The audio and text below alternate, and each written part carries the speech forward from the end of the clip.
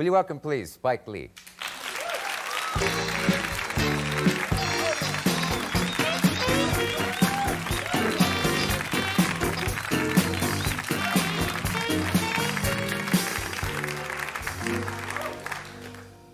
We could get one thing out of the way early on. By the way, you really, here we are in December and you're still celebrating the Mets.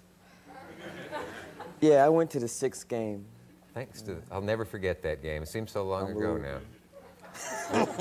We shouldn't kid the home audience. By the miracle of tape, we're a little out of sequence here. And as I sit here now, you can still smell champagne. Two of the guys were in here earlier, and but now it's December. Or 6 years from now, depending on your aerial, I suppose. The Black Woody Allen is something I will not call you. I think you'll be relieved to know that. But Thank you. It's a phrase that comes up in everything I've read about you. Where in hell did they get that idea? Aside from the obvious fact that you both have red hair and are Jewish and wear glasses. And we're from Brooklyn. I'm from Brooklyn, yeah. It started in Cannes this past May. The film was in the Cannes Film Festival. And the French critics started. Oh, well, no wonder. The French. But it's been picked up here.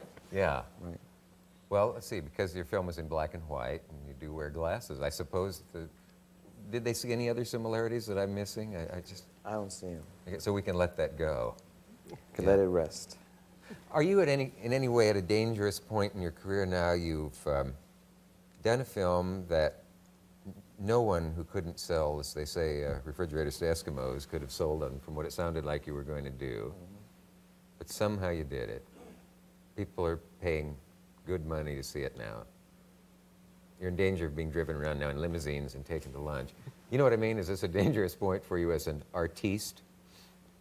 It could be. I won't let it become that. Yeah. How do you protect yourself? Well, I do it because I know what I want to do. I want to be a filmmaker. I want to make films. I don't make films. I didn't do it because become famous or to meet gorgeous women or to make tons and tons of money. Yeah. And since I know where my priorities are, all the other stuff doesn't matter. So I'm just going to continue making films. Are people surprised to find you to be serious? Do you know what I mean by that? 'Cause exactly. You're hilarious in the movie, and when you say, please, baby, please, baby, please. People have never met me. They expect me to be Mars Blackman, and they're like really disappointed. Incidentally, the rhythm of that is from some deep da da deep da da deep da da dee dee dee dee dum, right? I don't know. That really is improvisation. That was. Was it? Yeah. Right. It is a funny film, and it grows on you. At first, I didn't know quite what to make of it because I saw it without any knowledge, which is the best way to see a movie.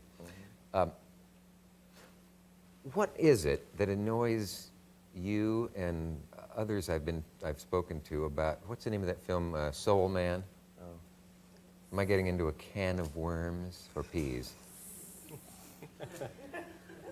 I really want to know. Okay, for people who don't know about Soul Man, the premise is that you have this rich kid whose father's a millionaire and refuses to pay his way through Harvard Law School. And there's a black scholarship.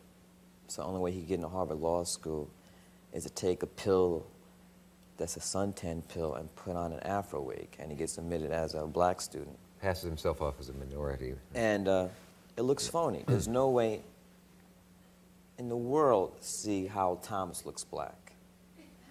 And to me, it's really an attack on affirmative action. And when I was out in L.A. promoting the film, I said that Ray Don Chung's card from the Sisterhood should be revoked. And the producer, Stephen Tisch, called me up and started getting nasty about it, saying, had I seen the film? I said, no, I didn't have to see it. I mean, that's the premise of the film. And to me, I don't see why Ray did. I was really surprised that James Earl Jones was a part of that. That was really surprising. But you haven't seen it? I'm not going to see it either. But isn't that like the people who condemn Tom Sawyer for no, not not having really, read it? because I've seen clips of okay. the film, and if the whole premise is that he's passing as black, and it's so phony, that means all the black people in the movie are idiots to think that this guy, they could believe that he's black. Yeah. Maybe they cast idiot black people. I'm trying to be nice. I do see the problem. Now, are you saying that nobody could make a film in which a black man? What I really want to know is Are you bothered by the premise, or is it that it's executed badly?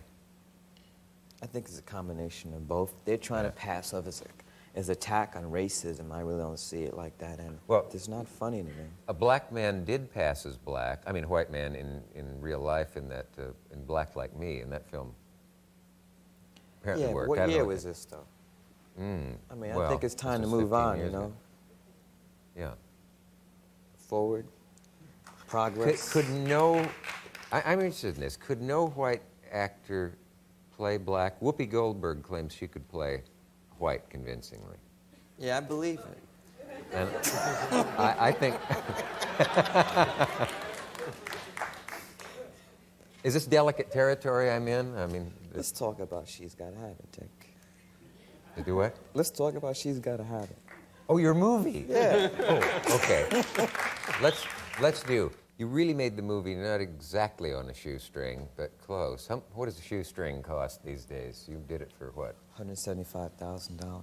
Yeah.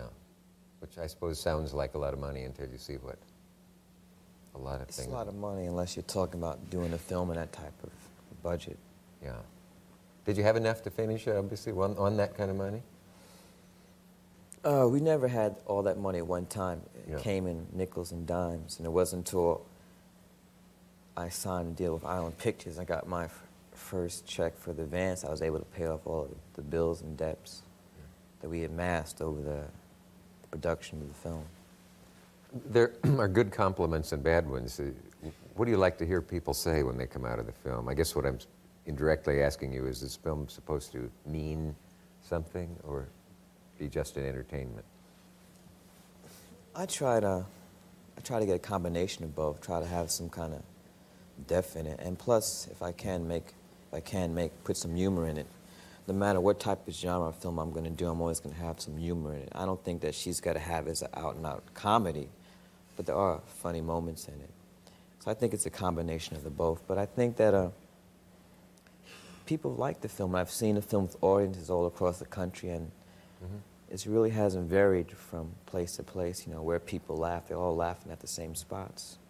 I read somewhere that you got mail from women who liked some things and not others. And one of the things they didn't like, correct me if I'm wrong, was that the central character at very early on, the lady, has Lola Darling. a lesbian lady whose last name is Gilstrap. Gilstrap. Opal Gilstrap. Yeah. I figured that name must be an anagram for something. Not really. I mean, what Strip happened is that... gal. Now, Strip what happens is gal. that a lot of the women were disappointed that Nola didn't make love with. Yeah, that's interesting. Why were they disappointed that she didn't succumb to the lesbian advances of the other character? How would it have been better if she had? That's what their point was. I think it would have been too much, 3 men and a woman in this film. And and the people I've told them, I said, you know, that's your movie, but it wasn't this one. I guess maybe the reason go make their own film. Maybe the reason this whole question obsesses me is I always get annoyed when people say there have to be role models. I mean, no good art ever comes out of anybody setting out to make role models, or roles, yes, but role models, no. Now, these same people who have been bad-mouthing Color Purple, some of them black and others not, could easily say about your film, well, you're showing black women as women who just go to bed with men and think of nothing else. Does that kind of thing mean anything to you? Or can you just It have to put means all that out of something your mind? because as an artist, you're walking a tightrope. Yeah. I mean, I've said a couple things about The Color Purple that could be turned right back on me with this film, but I think that if you're honest and you know what you want to do, you just have to do it, and if people don't like it, I mean, what can you say? You move on. You said, I don't want to be stuck a few years from now as a guest star on The Love Boat, or what was that quote of? I was talking about how quick, you know, people could come and go. Yeah. I said I intend to be making films for a lot, you know, further down the line. I don't want to be on, a guest host on The Love Boat or Hollywood Squares next year. That would be the trap that you fall into. Right.